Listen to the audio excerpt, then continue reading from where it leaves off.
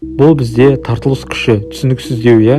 Кейбіреулер ойлайды, тартылыс күші жер ядросының тартуы дейді. Бірақ дұрыс емес, ол басқаша жұмыс жасайды. Қазір соны сіздерге оңай түрде түсіндіруге тырысамын. Бір видеоны қараңыздар, өмірлік керек болар. Гравитацияны анықтаған негізі бірінші Исаак Ньютон.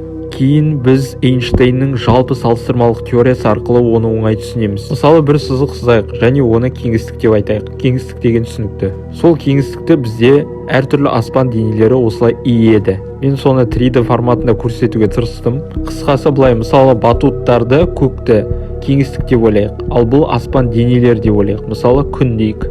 Ал одан енді айналдырсақ планета айналады және ол осылай көрінеді. Бірақ біз ғарышқа қарасақ, ол кішкене түсініксіздеу. Қараңыздар, күрделі, иә, тартылыс күші жан-жағынан тартып жатыр. Қалай болып кетті сонда? Бағанағы мысалды жалғастырамыз. Мен кеңістікті енді бір жақтан емес, жан-жақтан деп алайын. Яғни планета бізде кеңістікті иіп тұр және ол қарама-қарсы жағынан да иіп тұр. Және ол сол жағынан да иіп тұр кеңістікті. Және ол оң жағынан да иіп тұр кеңістікті.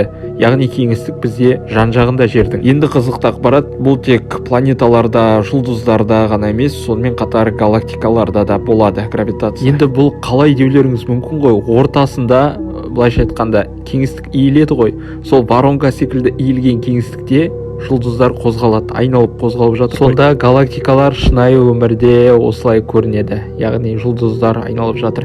Бірақ бұл жұлдыздар негізі тұра алмайды, шашырап кетеді. Оларды ұстап тұратын нәрсе бар. Ол бізде қара материя деп аталады, темная материя. Құрметті көрермендер, қиын емес қой, Инстаграмға Сұлтан Зинуров деп жазып тіркеліп жіберейікші. Сондай пайдалы ақпараттар жалғасын, қара материя, қара энергия туралы көп ақпараттар бар. 1000 тіркелушіге жеткізіп тастайықшы, сосын қара энергия, қара материя туралы салатын ойым бар, ғарыш туралы.